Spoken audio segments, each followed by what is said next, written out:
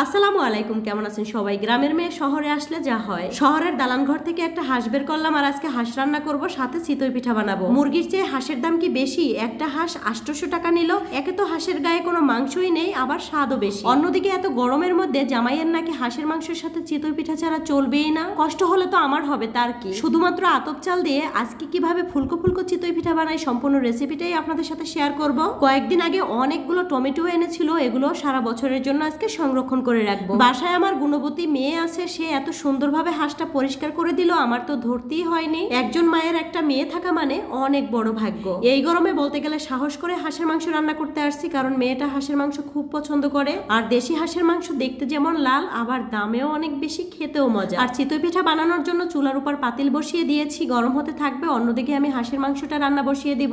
আমরা একটু বাইরে গিয়েছিলাম আর বাসায় আসতে আসতে অনেক রাত হয়ে যায়। আর এখানে চিতই পিঠা বানানোর জন্য আমি শুধুমাত্র আতপ চাল নিয়েছি, আর কোন রকম গরম পানিও ব্যবহার করিনি। পরিমাণ মতো লবণ আর চালের আটার সাথে সামান্য পানি দিয়ে ভালো করে মেখে নিতে হবে 20 মিনিটের মতো। একটা কথা মনে রাখবেন, বেশি পানি দিয়ে প্রথম অবস্থায় চালের আটাগুলো মাখা যাবে না। হয়তো অনেক আপুরা এর চেয়েও অনেক সুন্দর সুন্দর পিঠা বানান, তবে এইভাবে বানালেও কিন্তু পিঠাটা খুবই সুন্দর হবে। হয়তো অত গরমের মধ্যে হাঁসের মাংস আর চিতই পিঠা তেমন কেউ পছন্দ করবে না, তবে আমার মেয়ের মতো হলে তাদের জন্য অনেক উপকারে আসবে। আর কিছুদিন আগে আমি অনেকগুলো টমেটো এনেছিলাম, ওখান থেকে আমি কিছু টমেটো ফ্রোজেন করে রেখে দিব ভাবছি। এটা খুবই সহজ একটা পদ্ধতি, এভাবে কিন্তু সারা বছর টমেটো ফ্রোজেন করে রাখা যায়।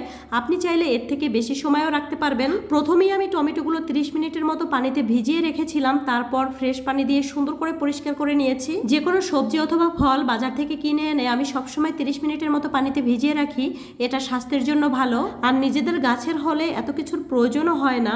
মা এখানে চিতই পিঠাগুলো বানিয়ে নিচ্ছিল আর আমি এই কাজগুলো করে নিচ্ছি। অনেকে টমেটো সেদ্ধ করে ডিপ ফ্রিজে রাখেন, এটার স্বাদ কিন্তু সারা বছর ভালো থাকে না। ও আচ্ছা, আরো একটা কথা, অনেকে হয়তো বলতে পারেন আপু আপনার মেয়ের কথা তো আগে কখনো বলেননি। আর এটা আমার ভাইয়ের মেয়ে, মেয়ে বিয়ে দিয়েছি 3-4 বছর হয়ে গেছে, আমাদের কিন্তু নাতিও হয়েছে। এই গরমের মধ্যে যে কোনো কাজ করা একটু কষ্টকর, তারপরও কিন্তু মেয়ে মানুষ বলে কথা, ঘরের সব কাজ কিন্তু মেয়েদেরকেই করতে হয়। এখানে টমেটোগুলো কিন্তু কাটা হয়ে গেছে, আর টমেটো কাটার সময় একটা বিষয় কিন্তু খেয়াল রাখতে হবে, টমেটোর বোটার কাছে যে শক্ত একটা অংশ থাকে ওটা কিন্তু ফেলে দিতে হবে, তা না হলে কিন্তু ওই জিনিসটা পরবর্তী সময় আর সেদ্ধ হতে যাবে না। তো টমেটোগুলো বক্সে করে আমি ডিপ ফ্রিজে রেখে দিয়েছি, যখন যতটুকু প্রয়োজন অতটুকু বের করে গরম তরকারির মধ্যে দিয়ে দিলেই হয়ে যাবে। তো রাতে আমরা সবাই মিলে চিতই পিঠা খেয়েছি, আর এই চিতই পিঠা খেতে কিন্তু শীতকাল আর গরমকাল লাগে না। আমার তো শীতের সময় রসে ভেজানো চিতই পিঠা ভালো লাগে, আর গরমের সময় যে কোনো মাছ, মাংস, ভর্তা সবকিছুতেই মজা। আর সকালবেলা ঘুম থেকে উঠেই দেখি মা রান্নাঘরে বেগুন ভাজি করে, তো মাকে বললাম যে তুমি আমার কাছে দাও, আমি একটু বেগুন ভাজি করি।